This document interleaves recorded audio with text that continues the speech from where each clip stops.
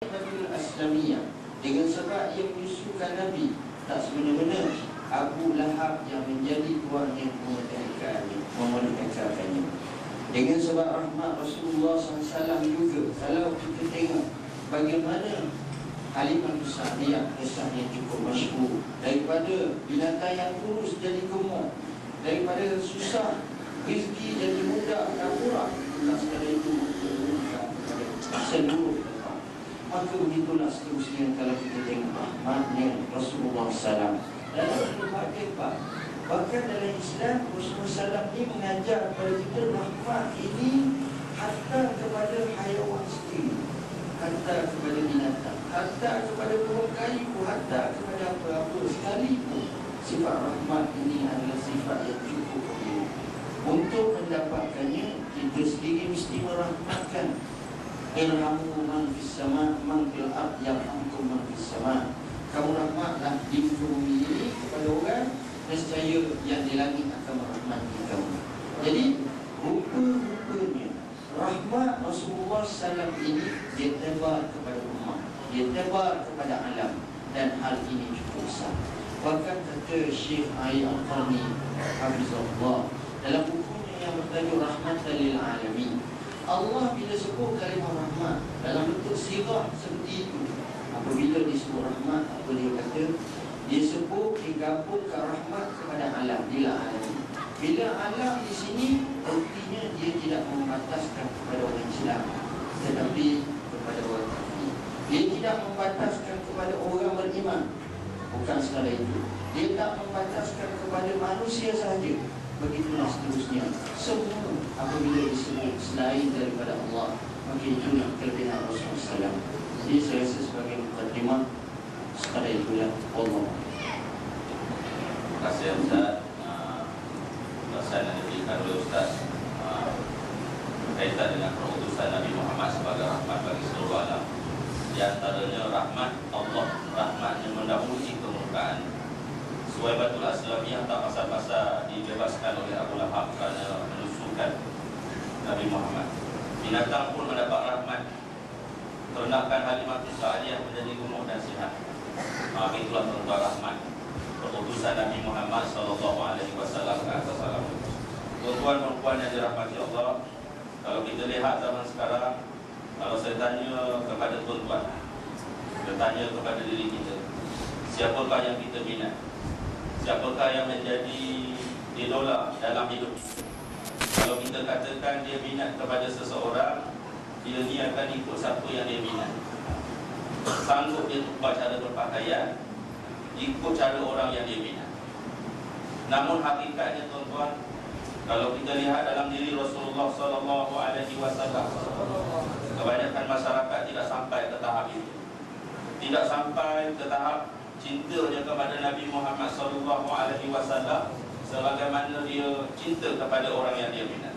Tak sampai ke tahap dia nak meniru Nabi Muhammad seperti apa yang telah ditunjukkan oleh Rasulullah SAW.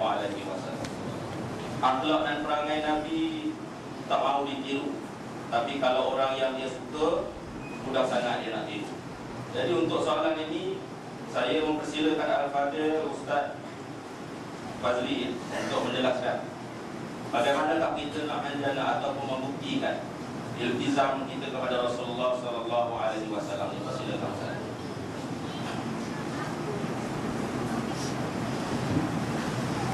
Assalamualaikum warahmatullahi wabarakatuh. Bismillahirrahmanirrahim. Alhamdulillahilladzi awda'a lana subulal hidayah wa adha'a an basairina bisyaratil riwayah. Wa nusalli wa nusallim ala man arsalahu Allahu basyiran wa nadhira wa da'iyan ila Allahi bi idnihi wa sirajan munira. Wa ala ashabil ladzina hajaru fawqanahum yabtaguna dzalika min Allahi fadlan wa ridwana wa ala al-ansari alladzina awaw wa nasaru wa badalu bi hadhihi majmu'u tasaru amara. Subhanaka la ilma lana illa ma 'allamtana innaka antal alimul hakim. Subhanaka la fahma lana illa ma 'allamtana innaka antal jawadul karim.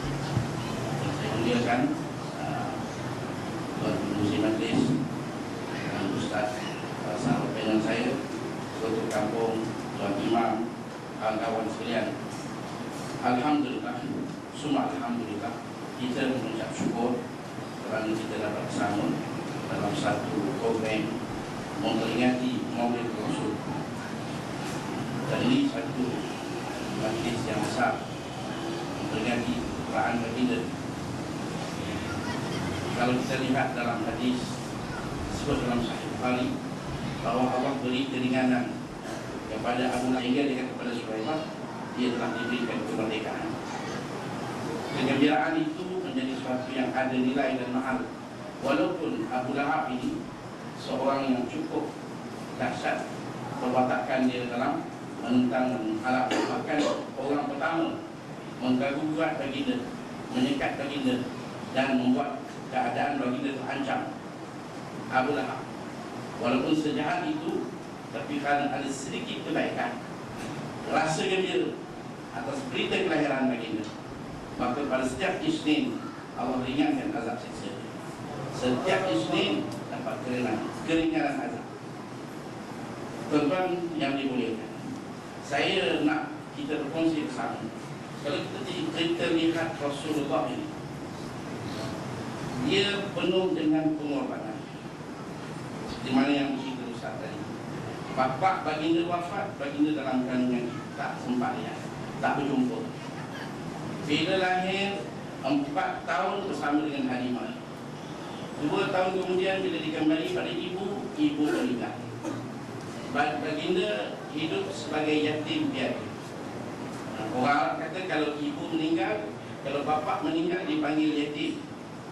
Kalau ibu meninggal dipanggil fatim. Kalau dua-dua meninggal dipanggil latim. Ibu baginda, bapa baginda meninggal. Ini satu pengorbanan. Kita tengok anak yatim, kita rasa kasihan. Kita tengok bulan Ramadan betapa orang simpati pada anak yatim. Bawa pergi medik, bawa pergi abang Tesco, beli baju kain, kerana simpati pada orang miskin, anak yatim. Allah tak simpati kepada Nabi Muhammad. Diyatimkan daripada kecil lagi. Daripada kecil lahir tak jumpa dengan bapa. Dan duduk dengan ibu tak lama, ibu meninggal. Meninggal pula Nuh dalam perjalanan pulang daripada Madinah, menziarahi makam bapa baginda. Ibu meninggal. Dibela dan dibesarkan kemudian oleh datuk.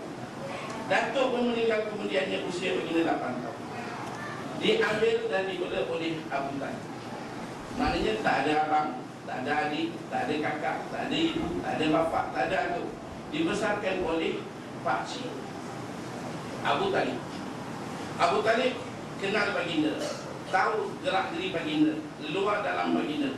Maka perasaan kasih yang begitu tinggi Abu Talib kepada Rasul, sehingga dia tak tidur kalau tidak bersama dengan Muhammad.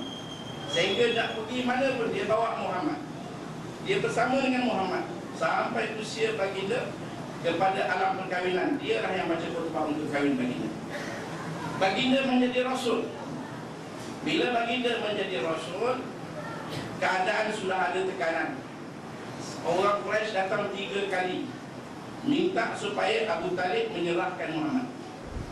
Kali pertama Abu Talib tak peduli, kali kedua, kali ketiga bila diminta, Abu Talib cuba nak pujuk, minta Muhammad, sudah redalah, berhenti, jangan berdakwah lagi. Baginda kata, wallahi ya ammi, wallahi la wada'u syamsa ala yamini wal qamara ala yasari, wallahi ma taraktu. Baginda kata, demi Allah wahai paman, wahai pakcik, kalau mereka letak matahari